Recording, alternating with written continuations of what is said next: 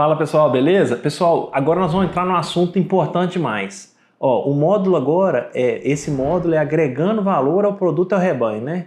Nós vamos falar de um assunto que tanto agrega valor ao produto, como agrega valor ao rebanho também, que é mastite, que é um assunto voltado para a qualidade do leite, mas que está relacionado à qualidade, ao valor agregado no rebanho e ao valor agregado no produto também. Pessoal, mastite é o seguinte, para a indústria, por que mastite é importante? Por que a indústria paga por CCS, por exemplo? Porque um leite com CCS alta, que chega na indústria, ele tem um rendimento pior do que um leite com CCS baixa. Então, sim, o leite de CCS baixa, ele vale mais para a indústria. E por isso que o laticínio paga melhor, bonifica por um leite com CCS baixa. E para o produtor, qual que é o impacto disso? A mastite, pessoal, além de ter gasto com medicamentos, né? Surto de mastite, gasto com medicamento vai nas alturas. Muito descarte de leite, a mastite, ela provoca uma perda na produção absurda. Então, se uma vaca de CCS alta para uma vaca de CCS baixa, a perda na produção pode chegar a 30%. E aí, gente, é uma perda que o produtor normalmente não está enxergando. Então, a primeira coisa que nós precisamos pensar aqui no assunto mastite, vamos registrando o nosso raciocínio aqui, é nas perdas econômicas. Então, a mastite, ela acarreta grandes perdas econômicas aí, que eu vou arriscar que são capazes de quebrar uma fazenda de leite. Então, se você chega para trabalhar numa fazenda, ou a sua fazenda está com CCS muito alto, gente, vamos olhar com cuidado para isso aqui e vamos resolver o problema o quanto antes. Porque a tendência é que o problema se agrave, se nada for feito. Beleza, pessoal? Então vamos lá. Pessoal, nós temos dois tipos de mastite. Primeiro, nós temos aqui a mastite clínica e o outro tipo de mastite é a mastite subclínica, beleza? Ô Lucas, mastite clínica, ok. E mastite subclínica, o que é? Vamos por partes. Pessoal, a mastite subclínica é aquela que você não consegue visualizar a olho nu. Então a mastite clínica todo mundo sabe, é o grumo no leite, vaca com peito inchado. Então sim, é fácil visualizar. Você vê o sinal clínico. A subclínica não. No caso da mastite subclínica, você precisa de ferramentas para identificar os animais com mastite subclínica. Então, basicamente, a diferença conceitual entre mastite clínica e subclínica é a forma de visualização da mastite, a forma de identificar a mastite, os sinais clínicos da mastite. Beleza? Então, no caso da mastite clínica tem sinal clínico, no caso da mastite subclínica você não consegue visualizar o sinal clínico, você precisa de ferramentas que te auxiliem nisso. E aí, pessoal, a mastite clínica ela se subdivide em dois diferentes tipos que estão relacionados aí à causa da mastite. Então, a mastite clínica ela pode ser contagiosa, a gente chama de mastite contagiosa, ou ela pode ser ambiental. Ô Lucas, qual que é a diferença da mastite contagiosa para ambiental? É a forma de transmissão. Basicamente a forma de transmissão e também os agentes causadores de cada tipo de mastite. A mastite ambiental, pessoal, a forma de transmissão dela é basicamente pelo ambiente.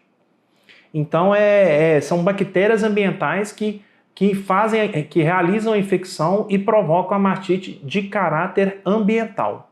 No caso da mastite contagiosa, a contaminação ela acontece na linha de ordenha.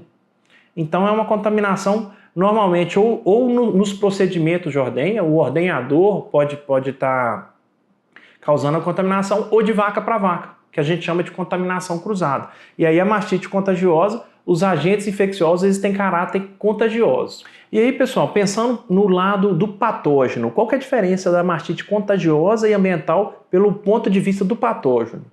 O patógeno contagioso, ele não sobrevive no ambiente. Então, o local de sobrevivência dele é dentro do epitélio da glândula mamária. Por isso que a transmissão ele acontece na linha de ordenha de uma vaca para outra, de um animal para outro. Certo? Enquanto o patógeno ambiental são bactérias ambientais, são bactérias que estão no ambiente ali e a infecção pode acontecer a qualquer momento. Certo? O que vai diferenciar? Por que é importante a gente diferenciar o que é mastite contagiosa e o que é mastite ambiental? Porque a maneira de prevenir e controlar os dois tipos de mastite são diferentes. São pontos de atenção diferentes que a gente precisa tomar. Então, pessoal, nós vamos falar agora de prevenção e controle de mastite. E aí, gente, pensando em prevenção e controle, nós vamos aqui pontuar os principais pontos que nós precisamos ter atenção para controlar a mastite na fazenda. Um primeiro ponto de controle aí, pessoal, antes de pensar na sala de ordenha, vamos pensar antes da vaca chegar na sala de ordenha. Nós precisamos pensar nas áreas de descanso. As áreas de descanso dos animais. Por quê? Principalmente pensando em mastite ambiental aqui, se a vaca está deitando, se a vaca está descansando num ambiente extremamente desafiador, nós vamos ter um problema aqui. Então, o que nós precisamos nessas áreas de descanso? Nós precisamos de um ambiente seco e limpo. Ah, Lucas, como que consegue isso aí como que você consegue fazer isso quando você tem uma situação de piquetes que os animais ficam expostos no tempo? A gente não controla tempo, né? Nós não controlamos chuva, sol, nós não conseguimos controlar barro. Tipo assim, você consegue dar uma amenizada, agora controlar é difícil. É por isso que você vê aí que os galpões de compost, barn, de freestyle, os confinamentos estão cada vez mais disseminados. Porque você consegue, de fato, ter mais controle sobre o ambiente que a vaca descansa. Então, esse é um ponto de atenção importante. Além das áreas de descanso, pessoal, o que é ponto crítico de controle pensando em redução de mastite? Procedimento de ordenha. Então, nós precisamos pensar já na ordenha se os procedimentos de ordenha estão sendo feitos da forma que deveriam ser feitos. Procedimento de ordenha.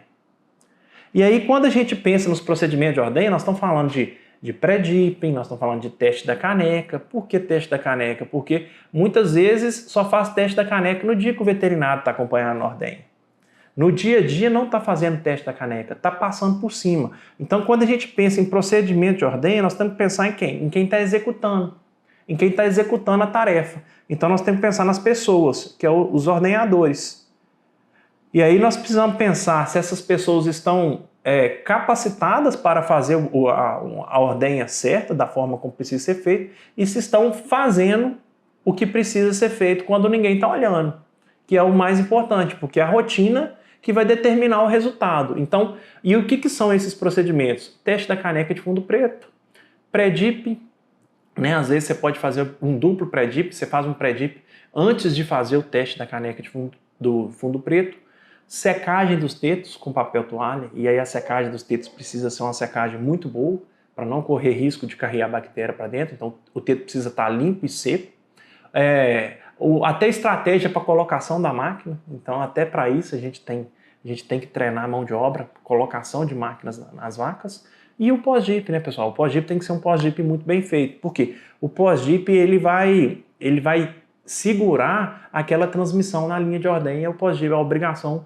Quem vai fazer esse serviço aí de ajudar a barrar essa transmissão na linha de ordenha é o pós-dip. Então, as aplicações aí, elas precisam ser bem feitas e com produtos bons, né? Não adianta fazer uma aplicação bem feita de um produto vagabundo. Então, a gente precisa ter atenção também aos produtos que está sendo utilizado. Aí, pessoal, pensando aqui em área de descanso e procedimento de ordenha, ainda na sala de ordenha, o próximo ponto nosso aí de pensar seria revisão de equipamentos. Revisão de equipamentos. Ô, gente, não tem nada pior para espalhar uma mastite no rebanho do que equipamentos irregulados, não. Então, a manutenção e a revisão de equipamentos, ela precisa estar em dia também. E muitas vezes, principalmente propriedade que tem fluxo de caixa apertado, dificuldade, ela vai deixando passar, vai empurrando com a barriga e negligencia essa parte. Então, é um ponto de atenção que nós precisamos ter. Aí o animal saiu da ordenha. Saiu da ordenha, pessoal, o que a gente precisa? Nós precisamos que esse animal permaneça em pé por pelo menos 1 hora depois da ordenha. Como que a gente faz isso? Colocando comida para o animal comer na saída da ordenha. Então, fornecer comida após a ordenha. Para quê, gente? Para que fornece comida para o animal após a ordenha? Fornecer comida após a ordenha. Para dar tempo do esfíncter do teto fechar. Então, quando o animal acabou de sair da ordenha, o esfíncter está aberto, esse esfíncter vai demorar aí em torno de 1 hora para poder fechar, então nós precisamos que esse animal permaneça em pé.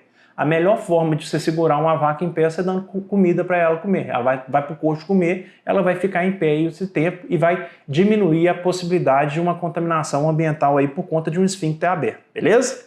Então, revisão de equipamentos, pronto, saiu da ordenha, fornecer comida após a ordenha. E aí, pessoal, nós falamos aqui de revisão de equipamento, de procedimento de ordenha e de fornecer comida. Então, isso é tudo fornecer comida após a ordenha. Isso é tudo formas aí da gente prevenir a mastite. E para controlar, pessoal, a melhor maneira de controlar a mastite é você atacando a mastite assim que você identificar ela. Então, a principal forma de controle de mastite é o tratamento imediato de casos clínicos. Tratamento de casos clínicos.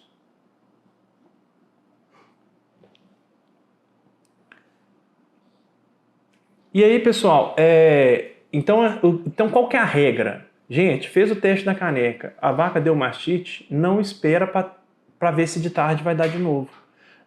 Fez o teste da caneca, deu mastite clínica, faz o tratamento. Então, é imediato mesmo, não perde tempo com isso, beleza? E aí, pessoal, um outro ponto aí para controle de mastite clínica é descarte de vaca crônica. Então, assim, toda fazenda, principalmente essas fazendas que têm mais casos recorrentes de mastite, normalmente tem algumas vacas que são sempre aquelas. E aí, por que as vacas elas têm essa mastite crônica recorrente? Ou porque elas estão se recontaminando no ambiente, elas têm mais predileção para poder desenvolver sinal clínico de mastite, ou porque elas têm uma mastite contagiosa que realmente não vai curar. E aí nós precisamos pensar também em descarte de animais crônicos, descarte de casos crônicos, né? De casos crônicos de mastite. Porque não vai ter cura, não tem tratamento, não tem o que fazer de fato. Então, descartar a vaca por conta de mastite também faz parte da jogada, faz parte uma forma de controle de mastite. Beleza, pessoal? E agora, pessoal, nós vamos falar agora do tratamento da mastite clínica. Grau 1, grau 2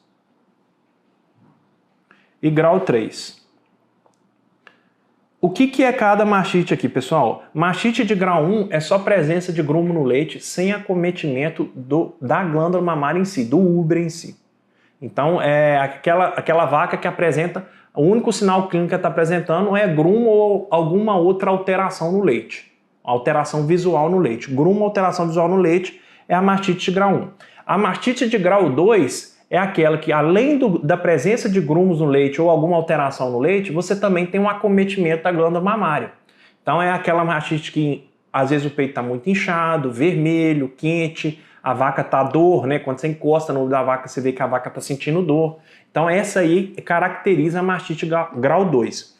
E a mastite de grau 3, ela é caracterizada pela mastite de grau 2, mais acometimento sistêmico. Além de ter grumo, além de ter acometimento da glândula mamária, a vaca para de comer, a vaca tem febre, a vaca fica apática, né? Aí você vê que a mastite ela foi tão forte, tão grave, tão intensa, que teve um acometimento sistêmico no animal. Então, pessoal, para mastite de grau 1, nós vamos fazer apenas a aplicação do antibiótico intramamário. E aí, gente, pulo da vaca, tá? Experiência, vivência nossa. Um intramamário à base de cefalosporina. Então, sempre opção por um antibiótico só o intramamário, a sigla é IMM, a base é cefalosporina, beleza? Sempre faça opção pela base de cefalosporina, porque você vai ter um resultado melhor. E aí, no caso da mastite de grau 2, pessoal, então que é aquela que acomete a glândula mamária também. Então você vai fazer a aplicação do antibiótico intramamário e vai associar um anti-inflamatório, de preferência um anti-inflamatório não esteroidal. Você, às vezes, é uma vaca que está gestante, você não pode aplicar um corticoide na vaca, por exemplo. Então, IMM, o antibiótico intramamário, mais um AINS, que é um anti-inflamatório não esteroidal, beleza? Então, esse seria o protocolo para o grau 2. E na grau 3, pessoal, o que nós vamos fazer de tratamento? Nós vamos fazer antibiótico intramamário, nós vamos fazer anti-inflamatório sistêmico, né, aplicação de anti-inflamatório no animal. Nós vamos fazer uma aplicação, associar um antibiótico sistêmico ao tratamento intramamário. E aí antibiótico sistêmico poderia ser, por exemplo, uma penicilina, uma base de uma penicilina, uma boa base para associar com a cefalosporina. E a terapia suporte, que é hidratar o animal e principalmente, né, gente, ter cuidado com o animal. Então, dar condição para o animal melhorar. Mais terapia e suporte. Beleza? Pessoal, então assim, arrematando esse assunto de tratamento de mastite, nós não podemos deixar de falar que também existe a possibilidade hoje de você ter na sua fazenda um pequeno laboratório para fazer a cultura e identificação do agente que está causando a mastite no seu rebanho. Ah, Lucas, mas qual que é a vantagem de você identificar o agente que está causando a mastite no rebanho? A vantagem, pessoal, é que você acaba deixando de tratar aí 50% dos casos de mastite. Mais ou menos 50%, né? Cravar no 50% é muita coisa, mas mais ou menos 50% dos casos de mastite são provocados por bactérias ambientais onde a taxa de cura espontânea é muito alta. Então, quando você faz a identificação da bactéria em tempo hábil, né? Por isso que precisa ter o laboratório na fazenda.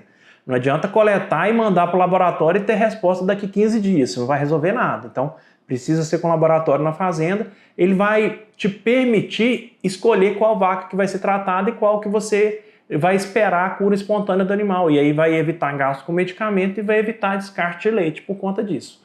Então, acaba sendo uma ferramenta muito bacana e que a gente precisa olhar para o lado dela também, porque nós estamos falando de um uso racional de antibióticos, né?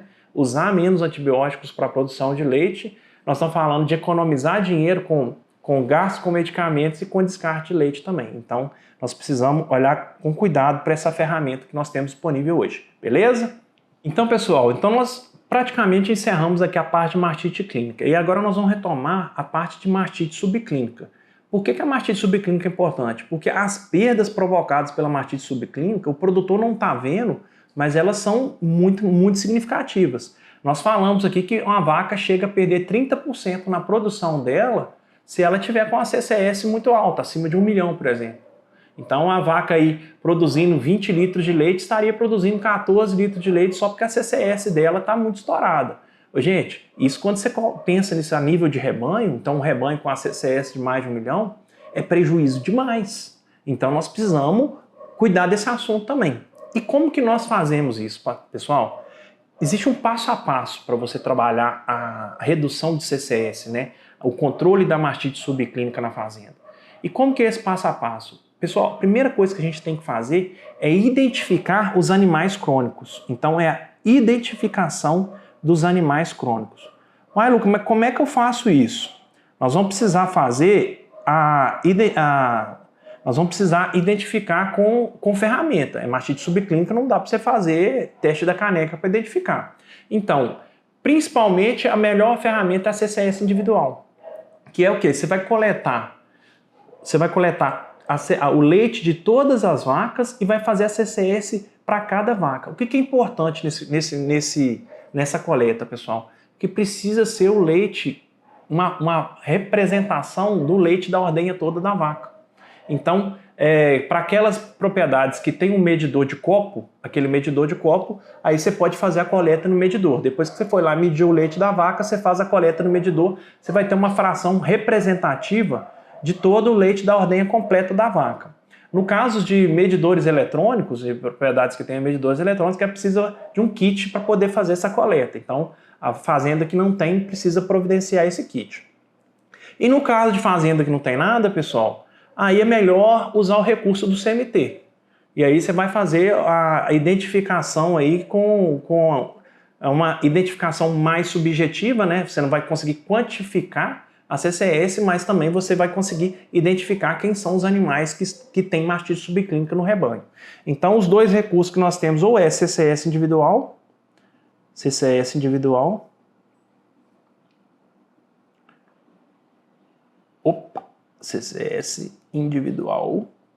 deixa eu melhorar esse D aqui, individual, ou CMT, que é o teste da raquete, né, pessoal? Todo mundo conhece. Então, pessoal, o que é importante aqui agora? A gente definir quem são os animais crônicos. Ó, foi lá e rodou a CCS individual do rebanho. E aí, no outro mês, você lá e vai e roda de novo. Os animais crônicos são aqueles que têm 2 análises consecutivas com mais de 200 mil de CCS. Então, a partir CCS individual, ó, vou puxar a seta aqui, CCS individual maior que 200 mil, 2 vezes consecutivas, você pode afirmar que essa vaca é crônica. Trata-se de uma vaca crônica. Ah, Lucas, eu saquei se tem. Saquei esse trem, rapaz. Então, deu 2 vezes consecutivas acima de 200 mil, eu posso afirmar que a vaca é crônica. E aí, o que você vai fazer? Pessoal, o próximo passo, você vai precisar identificar o agente causador da mastite. E aí nós vamos precisar fazer uma coleta do leite dessas vacas que são crônicas para poder identificar o agente causador da mastite. Por que é importante identificar? Porque dependendo de qual for o agente causador da mastite, você vai tomar a decisão do que vai ser feito, beleza? Então, a partir da identificação das vacas crônicas, você vai identificar o agente causador da mastite, o agente infeccioso.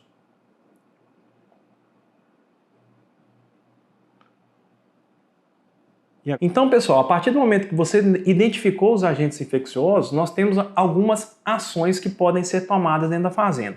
Por exemplo, descarte de vacas crônicas com taxa de cura baixa, por exemplo, vacas crônicas positivas para Staphylococcus aureus. Então, você pode descartar descarte de vacas crônicas. Fazer o tratamento, né? Você, a partir do momento que você identificou o agente, você pode deixar para fazer faz a linha de ordenha, né? Linha de ordenha, coloca os animais positivos para ser ordenhados por último, e aí você espera para fazer o tratamento desse agente infeccioso na terapia de vaca seca. Então, quando você for secar a vaca, você vai fazer uma terapia de vaca seca bem feita. E aí, pessoal, pensando em terapia de vaca seca, o pulo da vaca para terapia de vaca seca é você associar ao antibiótico intramamário vaca seca, você associar o uso do selante. Porque o uso do selante ele vai fazer um bloqueio físico, né? Você vai implementar um bloqueio físico na ponta do teto do animal e esse bloqueio físico ele vai impedir recontaminação aí por agentes ambientais nesse período pós-secagem imediato aí, beleza? Então, terapia vaca seca com o pulo da vaca selante. Não abram mão do selante, viu, pessoal? Importantíssimo. Tão importante quanto o antibiótico vaca seca. Pessoal, aí outra possibilidade que nós temos aqui é uma quarta ação que poderia ser tomada, e aí vamos dizer assim, uma ação mais radical e específica para o tratamento de Streptococcus agalactiae. Seria um tratamento de choque, que chama Blitz terapia, que é o que, pessoal?